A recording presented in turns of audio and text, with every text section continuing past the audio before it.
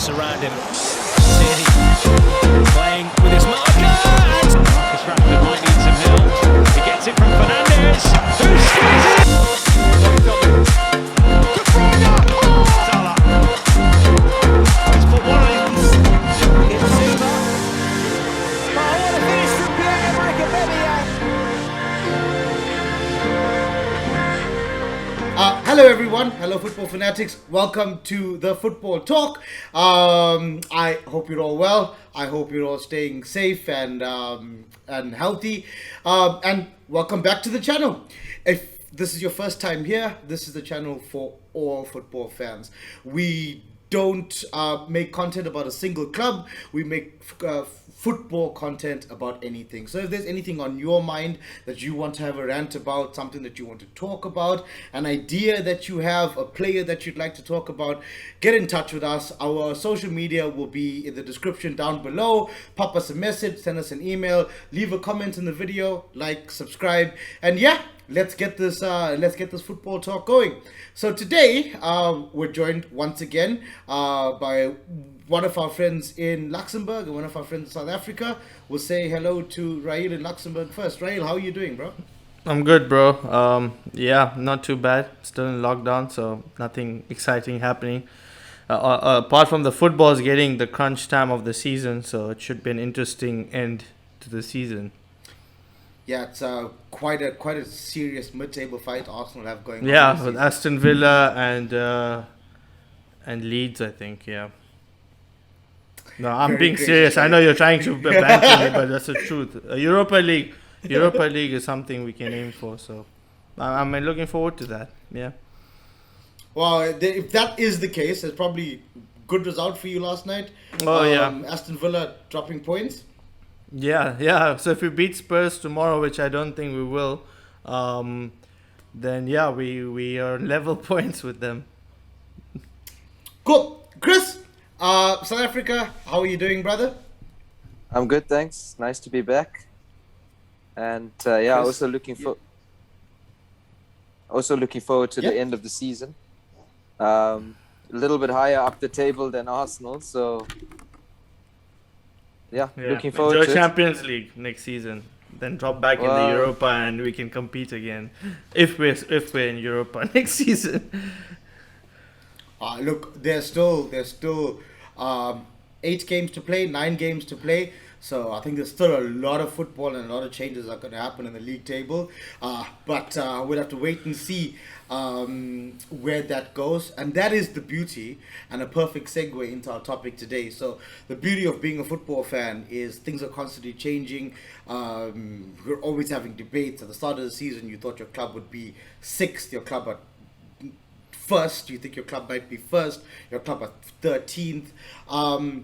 The one thing that is probably the goal for any football fan is to watch their team live.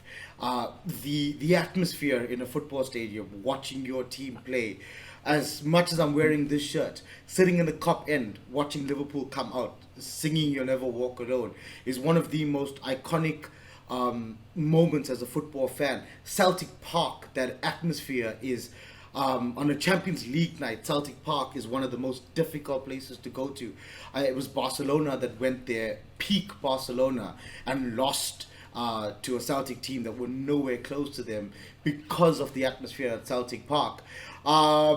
Chris, you can correct me when I get this wrong. Signal Iduna Park, Borussia Dortmund's home ground. Did I say it right? correct. Perfect. Chris helped me before this video, but yeah. That atmosphere is ridiculous. Dortmund have become famous for their flags that they create in the yellow wall.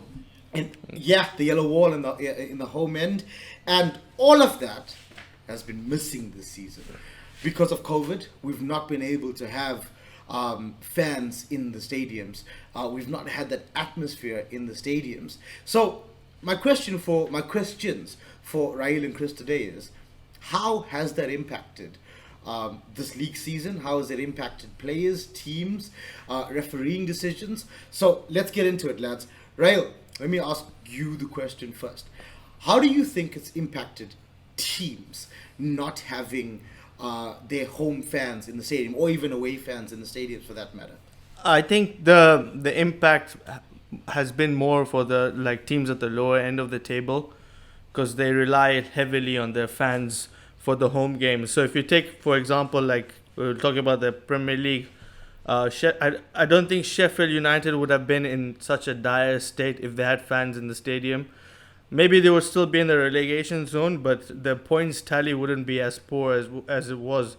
I know, like if you compare it to last season, they're miles off, and a big part of the reason is because there are no fans in the stadium. If you take, for example, another team, Liverpool, I know they've had countless injuries and it's not always easy to defend your title, but the drop from last season is massive, and that's down to part of the reason again is due to having no fans at Anfield. I mean, they hadn't lost at Anfield for how many, like 2 or 3 years, and now they've lost 5 in a row. So of course it makes a massive difference.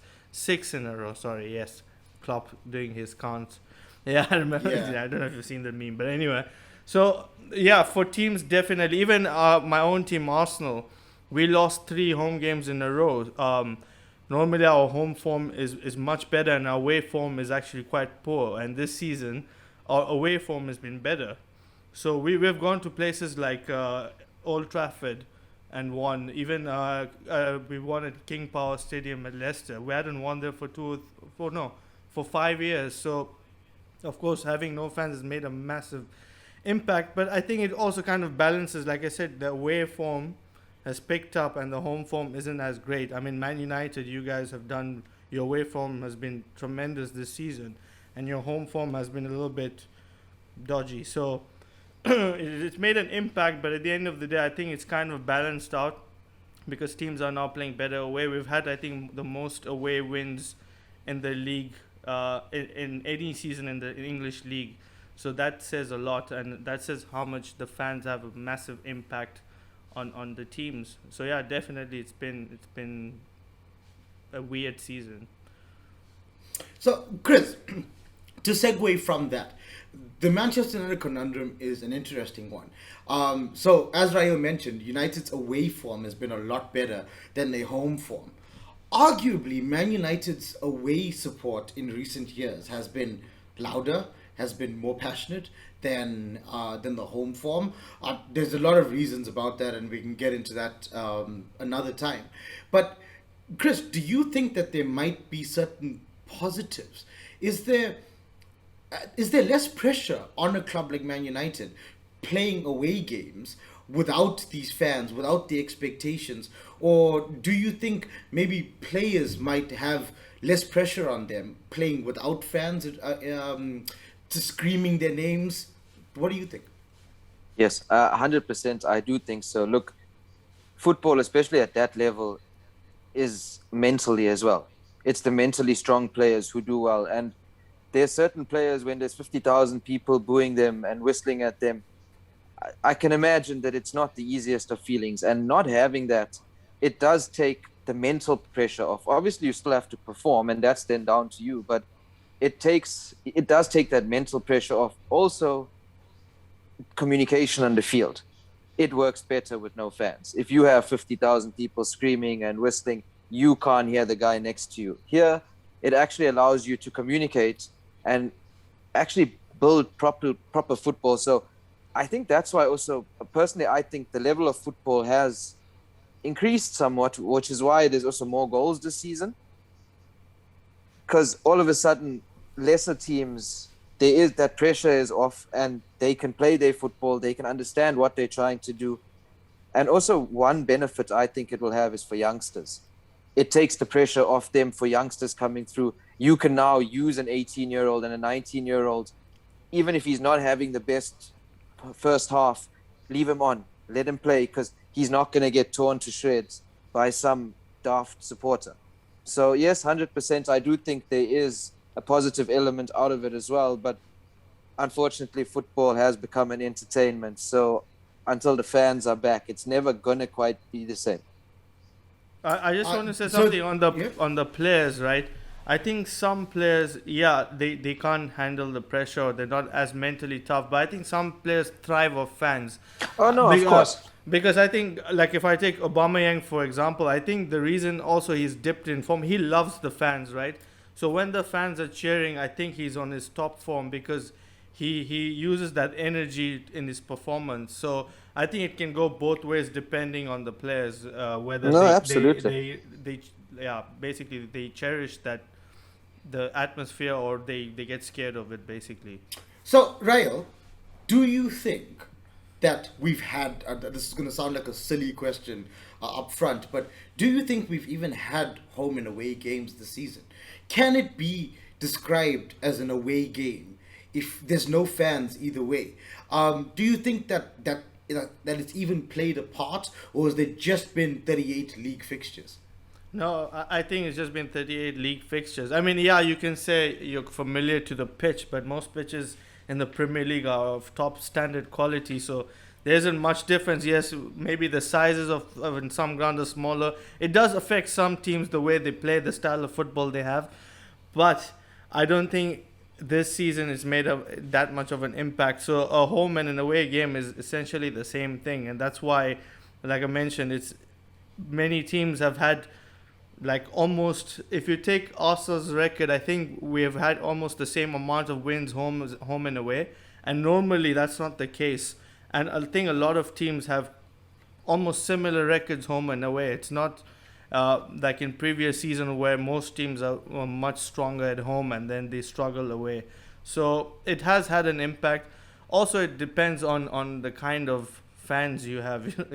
Like I know, like United and Arsenal are known for this. If in the first 5 minutes the game where the teams haven't started well, they get on your back, and that creates a lot of pressure.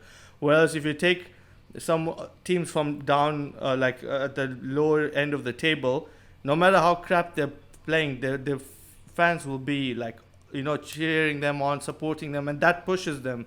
So that's why I think like grounds like Sellers Park, they're known for their atmosphere, and helps teams like Crystal Palace to get over the line.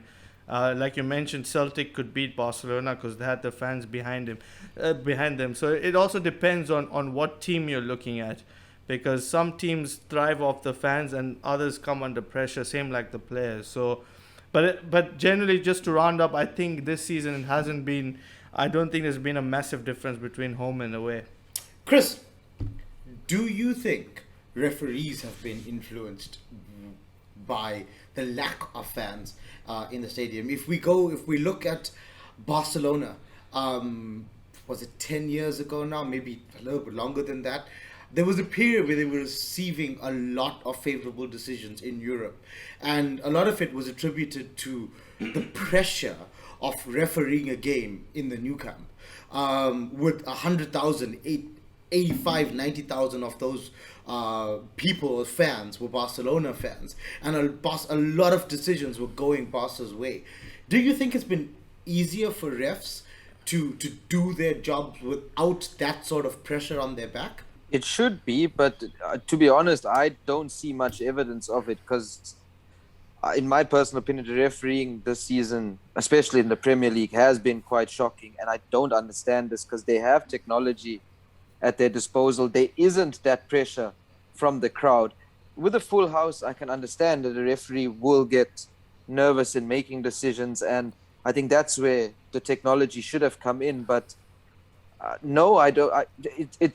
It doesn't seem to have influenced the referee the way I would have thought. I actually feel the refereeing quality has gone down, which I don't understand, because an empty stadium should be the perfect environment for a referee to blow a game and actually blow a fair game without any fear of repercussions. But as I said, as I said, I don't see that change. If anything, it's gone the other way. So, Rayo, building on what Chris has said, when fans do come back to the stadium and we do again have that atmosphere, let's look at England, okay? Because the VAR dynamic in England is slightly different to the other leagues. You mean it's crap? Yes. Well, okay, let's take that aspect out of it. Yes, there's been a lot of poor use, and just the logic with using VAR has been really poor in England. But that aside, that concept of, so we saw a little bit of it before the virus hit. We didn't get a lot of football with VAR and fans in the stadium at the same time before the virus hit, and we had fans having to watch from home. Do you think that having the fans in the stadium is then going to change decisions again in favor of home teams? Because that moment when a ref is standing looking at a monitor and you've got 70,000 Old Trafford fans on your back screaming penalty, do you think they're going to be swayed by that, or do you think the VAR will change that dominance of big teams when it comes to getting decisions because of that atmosphere? For me, that's a very difficult question to answer because, look, I think the refereeing has been the worst I've ever seen in my life. And we've been watching football for over 20 years. So I don't know how they can be so poor without any pressure. But, I went to watch a game beginning of last year, and there was a VAR decision. Now, in the stadium, it's weird because they don't show you the replay. So I think Arsenal scored, and it was an offside, or there was I can't remember exactly what it was. And you're just sitting there waiting because you see the screen saying VAR decision pending, but you don't, or like an offside check, but you don't see the replays. And another thing is, the VAR officials are not at the stadium, they are somewhere else. So they have absolutely no pressure. They can do whatever they want, and they won't have any pressure from the fans. It's the on-field referees that, yes, I think they might have an influence.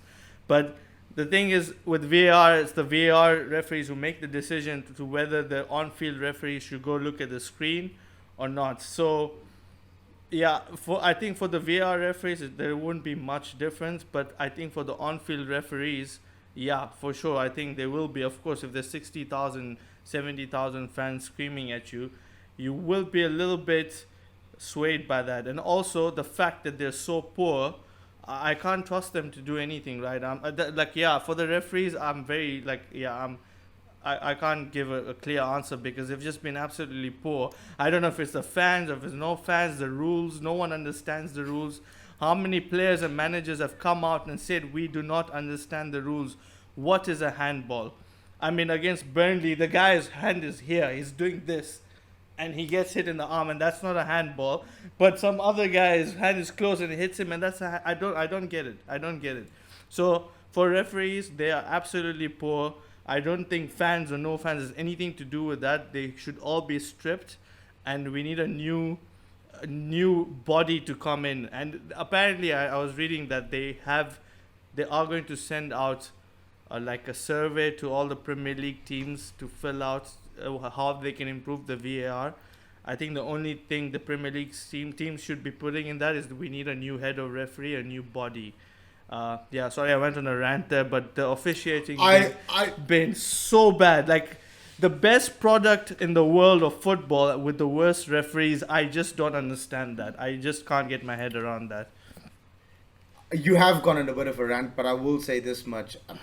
Arsenal fans or Arsenal Football Club have had some atrocious refereeing decisions. Can I just say, I'm not using that as an excuse, right? We have been horrible. No, And the thing is, they say, eventually it will all even out. I'm sorry, not one decision. And I'm not biased at all. I say when my team is crap, we're crap. We're a mid-table side, I agree that. I'm not even there's no two ways about it. But if none of the decisions are going your way, it has to be frustrating, man. Not even one. So we have been on the wrong end of a lot of decisions. And I don't think there's an agenda. I just think they just suck. And we've been on the wrong end of the decisions. That's it. Okay, so let's bring this back to the fans after the Arsenal fan has made his excuses. Okay, so last two questions, gents. One for Chris, one for Ayo. So, Chris, my final question for you. Danny, you're going to have to cut because I've forgotten the question. Okay, Chris, so my final question for you is, so we've spoken about the fact that football fans can have an influence on referees. The football fan can sometimes put a lot of pressure on young players, sometimes negatively so.